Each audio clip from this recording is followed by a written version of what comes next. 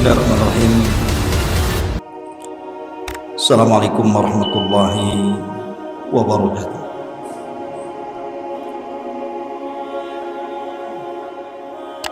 Alhamdulillah. Alhamdulillahilladzi arsala rasulahu bil huda wa dinil haqq liyudhhirahu 'alad dini kullihi wa kafa billahi syahida wa kafa billahi wakila. Asyhadu an la ilaha illallah wahdahu rabbi la syarika lah wa asyhadu anna Muhammadan 'abduhu wa rasuluhu alladzi la nabiyya ba'dahu. Faqala Allahu 'azza wa jalla ya ayyuhalladzina amanu taqullaha haqqa tuqatih wa la tamutunna illa wa antum muslimun, amma ba'd. Maka kaum muslimin akan berperang yang disebut dengan Malhamatul Kubra. Istilah Yahudi Armageddon, istilah kita Malhamatul Kubra. Dan perang ini adalah perang yang mengakhiri seluruh perang-perang sebelumnya. Ini perang maha dahsyat, jauh lebih perang dari dunia pertama atau dunia kedua, karena perang ini melibatkan semua manusia. Dan perang ini disebabkan karena urusan agama. Jadi perang syarak antara mukmin dan kafir. Nanti saya akan kisahkan bagaimana Malhamatul Kubra. Kemudian setelah kaum muslimin wa khurujul malhamah, ketika sudah selesai perang yang maha dahsyat ini, maka Nabi melanjutkan hadisnya, Fathul Konstantiniyah. Setelah itu kaum muslimin akan membebaskan Konstantinopel. Di mana Konstantinopel? Istanbul, Turki. Wa fathul Konstantiniyati khurujud dajjal. Dan apabila Istanbul atau Konstantinia dibebaskan kaum muslimin, disinilah muncul Dajjal. Lihat bagaimana urutan-urutan yang disabdakan Nabi SAW yang akan dilalui oleh Al-Mahdi Al-Muntadhar di sini. Ma'asyiral muslimin yang dimuliakan Allah Subhanahu wa taala. Nabi SAW bersabda dalam sebuah hadis, kata Nabi SAW, la taqumus sa'atu warrumu aktsarun nas. Tidak akan tegak hari kiamat kecuali bangsa Romawi adalah bangsa terbanyak dan terbesar di akhir zaman.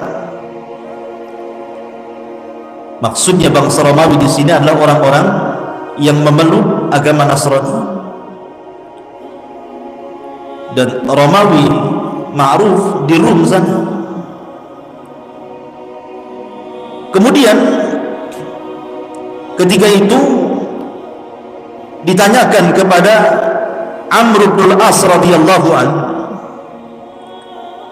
tentang masalah ini, apa alasannya orang-orang Nasrani jauh lebih banyak jumlahnya di akhir zaman dibandingkan orang-orang Islam. Padahal mungkin hari ini kalau seandainya di data gitu ya, seluruh dunia umat Islam masih yang terbanyak. Tapi di akhir zaman orang-orang Nasrani jauh lebih banyak dibandingkan kaum muslimin.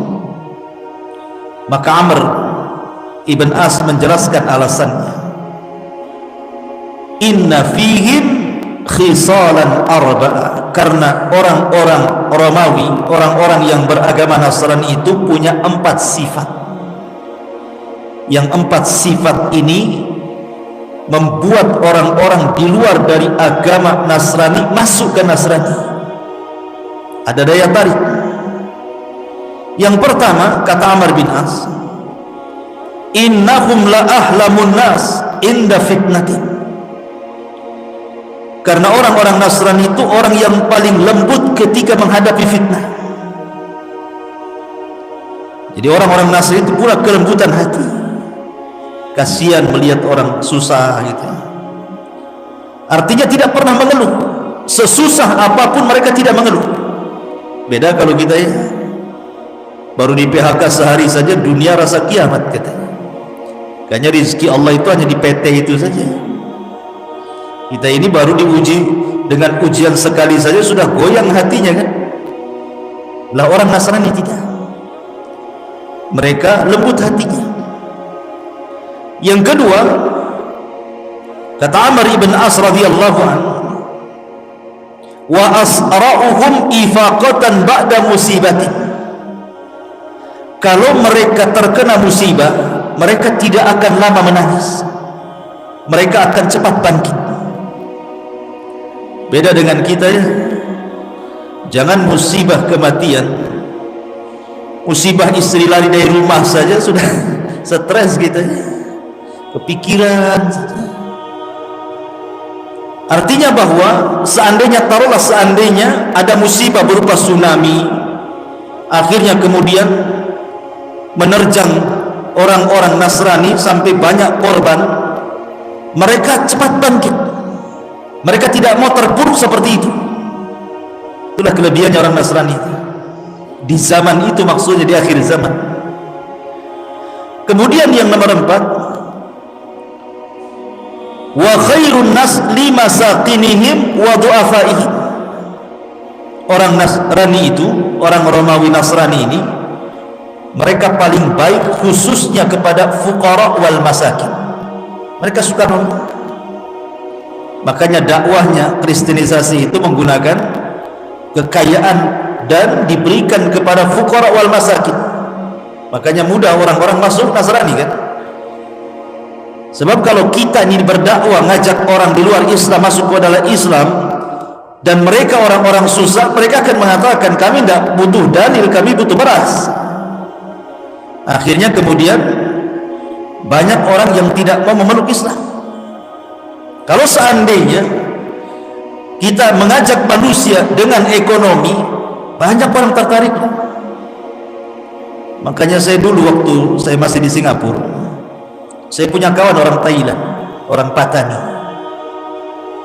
Dia jarang sih, sekali-kali lah ke Singapura. Jadi dia cerita, rupanya setelah saya tanya-tanya, dia ketua perhimpunan mu'allaf di Thailand saja, di Patani itu. Dan bukan 1-2, sudah ribuan orang-orang pedalaman masuk Islam karena dia. Ketika itu saya tanya, dengan apa? Padahal secara lulusan agama, artinya sekolah gitu, dia tidak pernah kuliah di luar negeri, ilmunya pas-pasan, tetapi dia bisa mengislamkan ribuan orang-orang pedalaman masuk dalam Islam. Jadi saya katakan, kuncinya apa? Kemudian dia mengatakan, saya membagi-bagikan kartu nama. Oh, kartu nama saja orang bisa bahasa Islam. Kartu nama, depannya alamat kantornya, belakangnya ucapkanlah 2 kalimat syahadat maka Anda akan selamat. Jadi saya tanya, hanya dengan kartu nama? Ya, dengan kartu nama. Tapi kartu nama itu diselipkan di beras 1 karung. Jadi diselipkan di beras 1 karung, di telur 1 krat gitu, kasihkan. Jadi bukan orang lihat kartu namanya, karena dikirim beras itulah setiap bulan. Akhirnya nengok kartu nama, akhirnya mereka pun berkumpul bersyahadat. Lihat, terkadang orang bisa masuk Islam itu karena ekonomi faktornya kan awalnya, tapi ribuan orang bisa masuk Islam, luar biasa. Padahal Rasul pernah mengatakan kepada Ali radhiyallahu an, la an yahdiyaqallahu rajulan wahidan bika khairun laka min humrin. Kalau lantaran lisanmu 1 orang saja dapat hidayah, itu jauh lebih baik daripada unta merah, kinayah daripada dunia yang teramat mahal. Ini yang ketiga.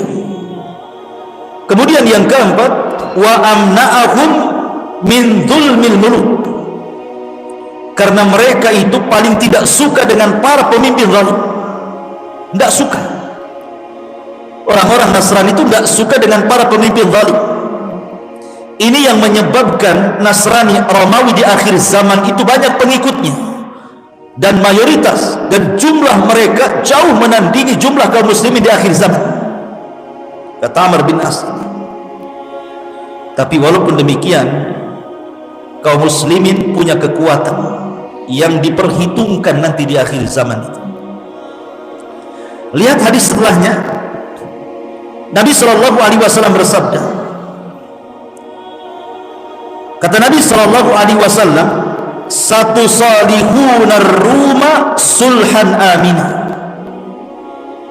kalian akan berdamai bersama orang-orang Romawi di akhir zaman, akan bekerja sama. Kita dengan orang-orang Nasrani di akhir zaman itu akan bekerja sama, akan melakukan hudnah perdamaian, kemudian kerjasama perang. Siapa yang diperangi? Kata Nabi SAW, fatagzuna antum wahum aduan min waraihim, maka kalian bersama orang-orang Nasrani itu akan memerangi musuh di belakang kalian. Rasul tidak menyebutkan siapa musuh yang diperangi di akhir zaman oleh kaum muslimin dan orang-orang Nasrani. Padahal Nasrani kuat, tapi tidak bisa menyerang musuh ini. Akhirnya terpaksa orang-orang Nasrani bekerja sama dengan kaum muslimin, menunjukkan kaum muslimin punya izah di akhir zaman, kan? Karena diajak kerjasama. Maka ketika jumlah kaum muslimin disatukan dengan jumlah orang Nasrani, kemudian menyerang musuh di belakang mereka, maka Allah menangkan. Ada yang mentafsirkan, ini ulama kontemporer, yang dimaksud musuh di belakang kalian, ada yang mengisyaratkan kepada bangsa Cina, karena Cina bukan Nasrani, kan? Cina orang musyrikun, mereka penyembah berhala.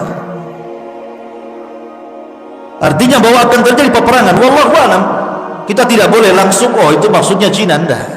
Ini ada yang memprediksi seperti itu, karena Nabi tidak menyebutkan negara mana. Nabi hanya mengatakan akan memerangi musuh di belakang kalian, dan Allah menangkan. Ketika Allah Subhanahu wa ta'ala menangkan dalam perang ini, di sini terjadi saling klaim antara orang-orang Nasrani dengan kaum muslimin. Kata orang-orang Nasrani, ghalabas salib, ghalabas salib, ini kemenangan kami, bangsa salib. Tapi orang-orang Islam marah dan mengatakan, balillah ghalab, bahkan Allah yang telah memenangkan perang ini, bukan kalian. Maka terjadi cekcok itu. Kata orang Nasrani, ini perang kami, kami yang benar. Kata orang muslim, ini perang bersama, Allah yang memenangkan perang ini. Akhirnya cekcok, kemudian berperanglah dalam bentuk pasukan kecil. Maka orang Nasrani pun kemudian membunuh seorang muslim ini. Bangkitlah kaum muslimin. Akhirnya seorang muslim ini membunuh orang Nasrani tadi, kemudian mengambil salibnya dan mematahkannya. Ingat, salib itu lambang bagi orang Nasrani, kalau dipatahkan sama ngajak perang, kan begitu. Cuman masalahnya mereka ada perjanjian damai, tidak boleh saling menyerang. Tiba-tiba peristiwa yang kecil ini kemudian menjadi besar. Maka pasukan Nasrani pun akhirnya kemudian, kata Nabi SAW, fayaddirunal qawmu wa takunu al-malahim. Tiba-tiba kemudian ada sebagian pasukan Nasrani tiba-tiba menyerang pasukan kaum muslimin yang kecil, dibantainya kaum muslimin. Maka mendengar pembantaian ini, maka Al-Mahdi Al-Muntadhar, Imam Mahdi yang memimpin, bangkit ketika itu. Ini ngajak perang namanya. Sudah di luar kesepakatan, mau ngajak perang kalian. Disinilah terjadi dua pasukan yang berhadap-hadapan antara kubu kaum muslimin dengan kubu Nasrani Romawi. Perang inilah yang disebut dengan Malhamatul Kubra, dipimpin oleh Al-Mahdi Al-Muntadhar yang kelak akan muncul di akhir zaman. Ma'asyiral muslimin yang dimuliakan Allah Subhanahu wa ta'ala, apa kata Nabi? fayajtami'una lakum fayatunakum fi 80 ghayah ma'a kulli ghayatin ashra'alaf. Maka mereka orang-orang kafir itu, orang-orang Nasrani itu akan datang membawa pasukan untuk memerangi kalian sebanyak 80 negara. Ghaya itu artinya negara. Jadi negara-negara yang sama agamanya, Nasrani, akan bergabung. Setiap negara membawa 10.000 pasukan. Nah, 10.000 kali 80 kan itu. Berapa ribu pasukan tuh? Artinya kaum muslimin kalah jumlah di sini. Tetapi bagi kaum muslimin jumlah itu tidak mempengaruhi dalam perang. Karena Allah Subhanahu wa taala mengatakan kam min fi'atin qalilatin ghalabat fi'atan katsiratan biiznillah. Betapa banyak kelompok kecil mampu mengalahkan kelompok besar, semua karena izin Allah. Bukan karena peralatan yang canggih, bukan karena ketangkasan perang, bukan. Menang kalah itu semua takdir dan izin Allah Subhanahu wa taala. Ma'asyiral muslimin yang dimuliakan Allah Azza wa Jalla, dan itu sudah terbukti dalam sejarah. Perang Badar kaum muslimin sedikit menang, Khaybar dan perang-perang yang lainnya. Akhirnya kemudian ketika mereka berhadap-hadapan, maka terjadilah pertempuran hebat yang disebut dengan Armageddon, atau dalam bahasa kita Malhamatul Kubra. Kenapa perang itu disebut malhamah? Malhamah itu diambil dalam bahasa Arab dari kata-kata lahmun. Lahmun itu artinya daging. Ishtaraitu lahman fi suq, aku beli daging di pasar. Lahmun itu daging artinya. Lah kenapa pula perang itu kemudian dinisbatkan kepada daging?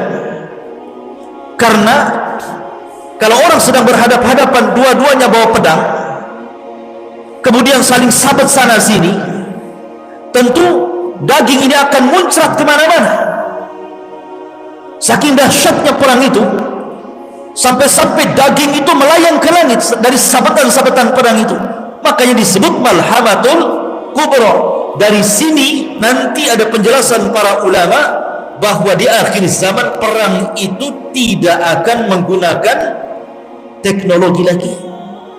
Artinya akan kembali ke zaman jadul, ke zaman tombak, ke zaman pedang, ke zaman panah, ke zaman kuda, ke zaman unta gitu ya.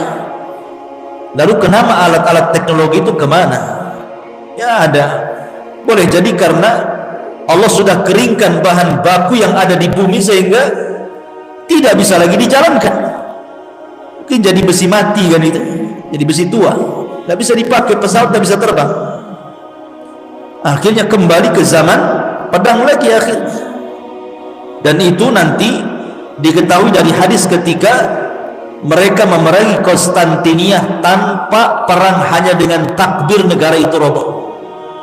Nanti di akhir zaman. Ma'asyiral muslimin yang dimuliakan Allah Azza wa Jalla, perang Malhamatul Kubra ini yang dipimpin oleh Al-Mahdi Al-Muntadhar, Imam Mahdi yang kita tunggu-tunggu, berhasil mengalahkan orang-orang Nasrani. Pertanyaannya, kemana Yahudi? Kenapa tidak ikut terlibat?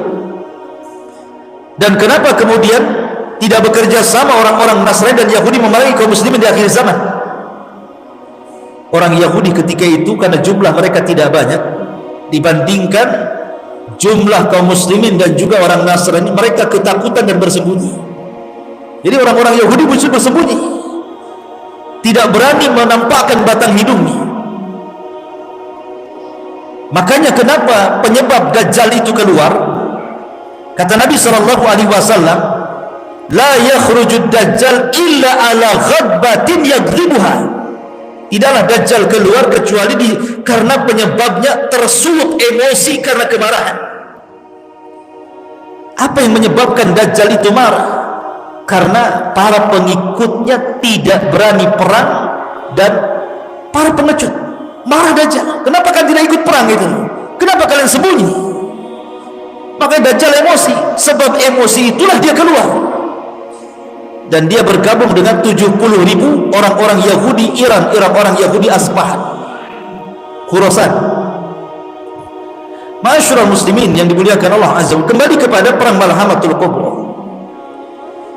Maka ketika kaum muslimin berhasil kemudian memerangi orang-orang Nasrani sampai ke jantung kota Eropa, sampai ke Eropa sana, bayangkan, dikuasai oleh kaum muslimin. Lalu mana Amerika ini? Kok tidak disebutkan? Mungkin sudah nggak ada Amerika di zaman itu, mungkin tinggal Eropa, karena kekuatan orang-orang Nasrani ada di Eropa masalahnya. Lah kaum muslimin itu sampai ke jantung kota Eropa, menguasai negeri-negeri. Dari sini Nabi SAW dalam urutan yang tadi saya baca, kata Nabi SAW, setelah Arab runtuh gitu ya, kemudian Malhamah, kemudian setelah Eropa dikuasai, maka mereka pun mengarah ke Konstantinopel. Konstantinopel tidak diperangi dengan cara perang, tidak, tapi cukup dengan takbir kota itu sudah roboh. Karena melihat kekuatan kaum muslimin yang dahsyat, orang Nasrani saja dikalahkan gitu ya, maka Konstantinopel lebih mudah lagi. Cukup dengan suara takbir menggema, menakutkan orang-orang.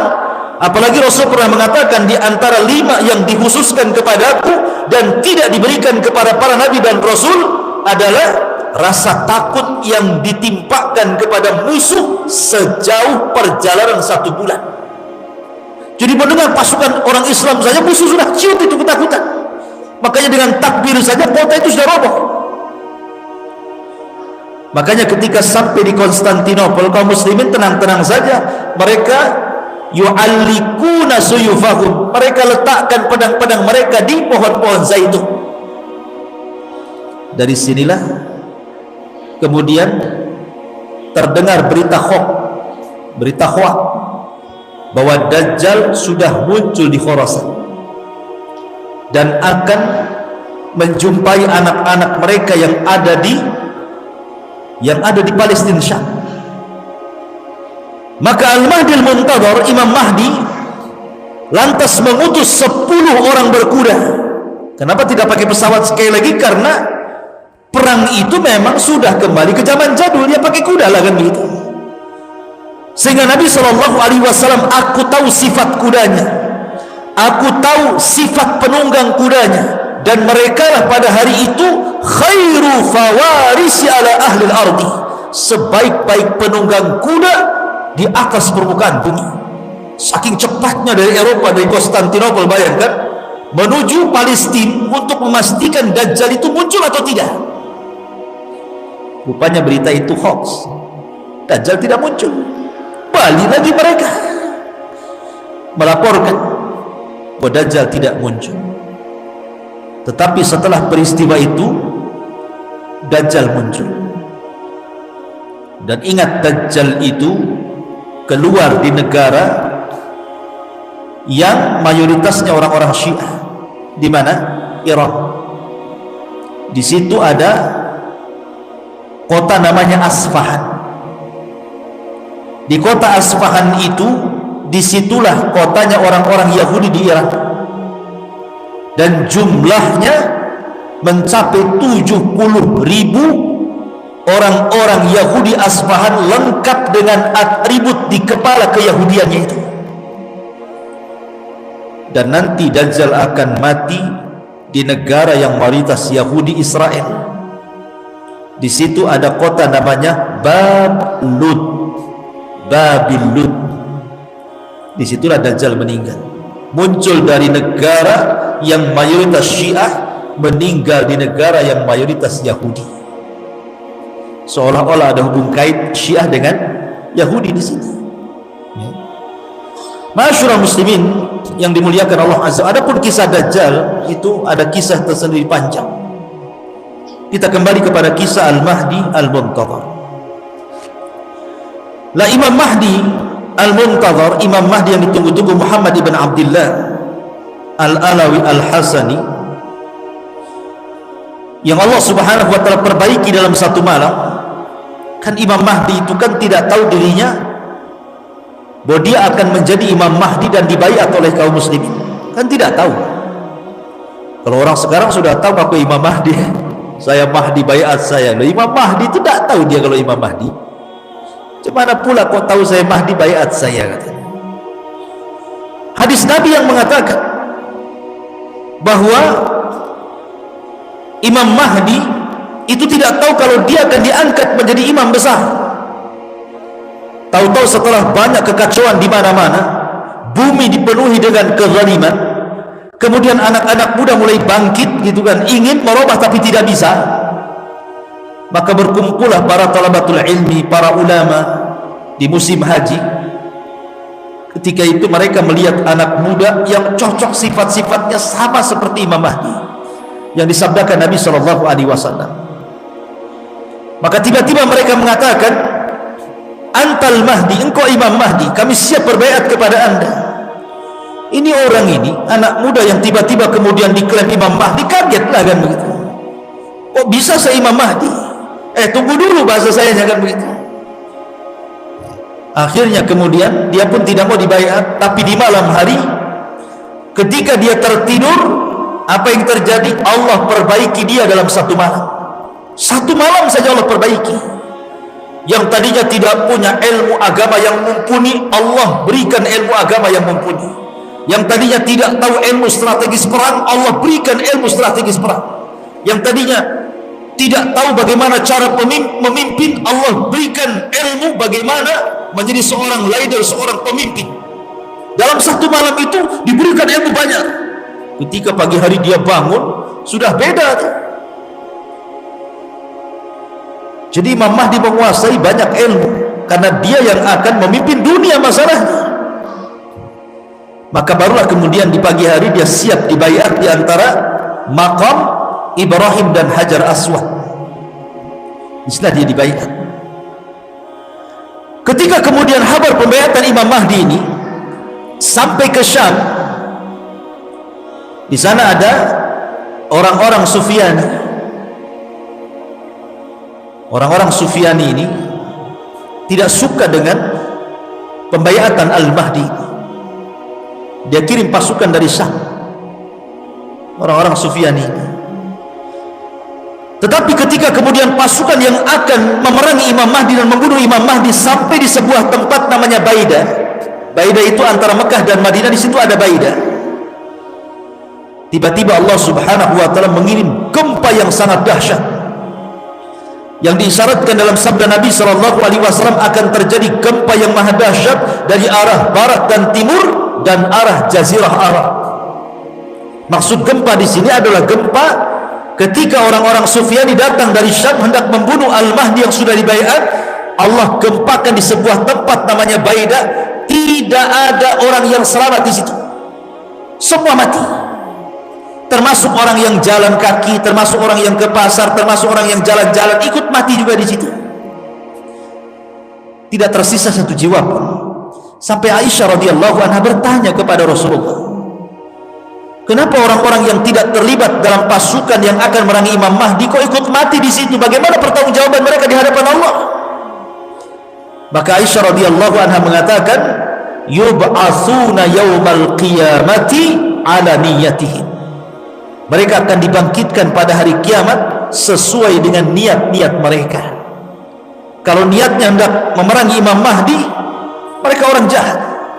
Tapi kalau niatnya jalan ingin ke pasar, jalan ingin berdakwah, jalan ingin sebuah hajat meninggal, maka tentu beda hukumnya dengan orang yang meninggal dalam rangka untuk memerangi Al-Mahdil Muntadhar yang baru saja dibaiat.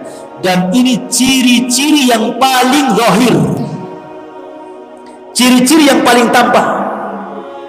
Kalau sudah ada gempa di Baidah antara Mekah dan Madinah dan menenggelamkan pasukan perang yang sangat besar, berarti Imam Mahdi sudah muncul.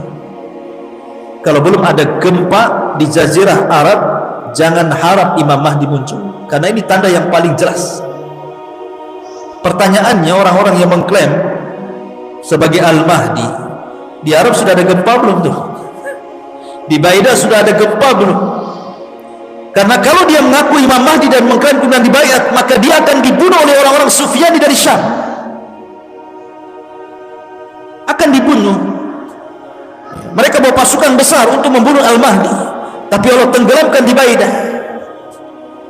Berarti kalau seandainya mengklaim bahwa saya Mahdi atau si fulan al-Mahdi, sementara belum ada tragedi penenggelamkan pasukan di Baida, berarti dusta pengakuannya itu. Maka al-Mahdi pun diminta untuk datang ke Palestina. Maka bergeraklah dari Mekah di baiat, kemudian ke Madinah di baiat, banyak orang Arab yang ikut baiat, kemudian Imam Mahdi pun datang ke Palestina karena kekuasaan kaum muslimin di situ.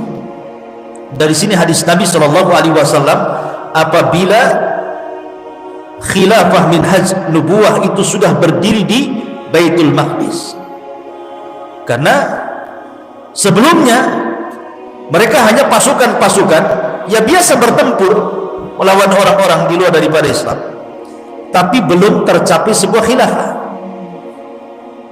Kata Nabi SAW, nanti di akhir zaman, dari hadis tentang 5 fase, kan ada fase kenabian, ada fase mulkun warahmah gitu ya, ada fase jababirah gitu, kemudian ada fase kerusakan gitu, yang terakhir khilafah ala minhaj nubuwah. Maksudnya khilafah ala minhaj nubuwah ini berdirinya kehilafahan di Palestina kapan? Nanti di akhir zaman, dan akan diikuti pasukan yang membawa bendera hitam, sehingga banyak kemudian orang terperdaya dengan ISIS kan. Ketika berdirinya negara ISIS di Irak dan juga Syam, banyak orang yang menyangka kemunculan Imam Mahdi karena bendera yang mereka acungkan itu bendera berwarna hitam bertuliskan la ilaha illallah. Setelah perang dengan Amerika kalah, masa pasukan Mahdi kalah? Dia akan menang, tidak akan kalah. Akhirnya banyak orang-orang yang tertarik dari semua negeri, sampai dari Indonesia ketipu. Banyak orang datang dari negeri kita kemudian gabung dengan ISIS yang ada di Syam dan Irak, disangkanya itu pasukan Mahdi. Pasukan Mahdi dari Hong Kong. Itu bukan pasukan al-Mahdi, itu para pengacau, para teroris, dan ulama sudah memfatwakan faham mereka persis seperti paham Khawarij. Karena manhaj mereka manhaj takfir, mengkafir-kafirkan di luar kelompoknya. Siapa yang tidak berbaiat kepada pemimpin mereka kafir. Akhirnya semua kaum muslimin yang tidak ikut dengan ISIS itu dikafirkan, semua halal darahnya. Ini kan ngeri, ikhwan. Masyaallah muslimin yang dimuliakan Allah, muncul lagi sekarang istilah Taliban. Sekarang sudah muncul lagi karena Taliban menguasai Afghanistan. Amerika menyingkir, NATO juga menyingkir, akhirnya dikuasai lagi. Sekarang udah muncul lagi prediksi nih. Nah, antum baca YouTube tuh ada aja yang prediksi, ini tentara Imam Mahdi sudah muncul, Taliban katanya, yang akan menguasai dunia. Dari mana Anda katakan seperti itu? Hadis Nabi tidak ada kalimat Taliban. Ya boleh jadi ya, boleh jadi tidak, tapi jangan menjazam. Jangan memastikan bahwa mereka adalah tentara Al-Mahdi. Mana dalil Anda? Dari mana Anda mengatakan seperti itu? Nanti ketika Al-Mahdi Taliban dikalahkan, muncul lagi kelompok lain, ini pengikut iman. Akan begitu terus jadinya kan? Masyaallah muslimin, maka prediksi-prediksi seperti ini biasanya kalau sudah berprediksi pada perkara-perkara yang gaib, kebanyakan meleset dibandingkan tepatnya. Coba saja, karena tanda-tanda alamat besar itu perkara gaib, tidak ada yang tahu peristiwanya kecuali Allah Subhanahu wa ta'ala. Lain dengan tanda-tanda kiamat kecil yang setiap hari kita bisa lihat bermunculan di mana-mana. Tapi tanda-tanda kiamat besar itu sama dengan bicara kapan kiamat. Kalau saya tanya kapan kiamat, Anda akan menjawab saya tidak tahu. Begitu juga tanda-tanda kiamat besar. Ini dari umurul ghaib, dari perkara-perkara gaib. Kita tidak bisa menjazam, memastikan, itu tidak bisa. Apalagi sampai memprediksi 99%. loh, hebat kali prediksi ini. Karena sudah banyak yang sebelum-sebelumnya meleset kan. Wah, Ramadan kemarin akan terjadi kiamat besar katanya. Karena akan muncul dukhan, langit akan gelap. Tepat di tanggal berapa? 15 bulan Ramadan. Sampai saya itu punya kawan di Tiban Kampung, orang awam. Jadi di tanggal 15 Ramadan itu dia cerita, Saya tidur sama istri saya dibangunkan. Bang, nggak boleh tidur bang. Kenapa? Mau kiamat katanya. Subhanallah, orang tiban kampung. Kenapa sambil merokok itu? Kenapa kamu? Ini tengok YouTube-nya. Ini malam ini akan terjadi dukhon katanya.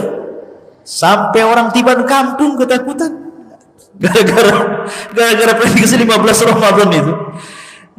Ternyata lewat sampai subuh tak ada dukhon. Yang ada dia yang buat dukhon. Dia yang ngerokok keluar dukhonnya. Itulah dukhon. Subhanallah ikhwan. Nggak jadi pula prediksi itu. Maka janganlah kita prediksi inilah itu gitu. Sudah beriman saja akan datang itu. Selesai. Ya sudah isya ikhwan. Insyaallah kita lanjutkan di minggu depan. Subhanallah bihamdika asyhadu an la ilaha illa anta astaghfiruka wa atubu ilaik. Allahu ta'ala. Assalamualaikum warahmatullahi wabarakatuh.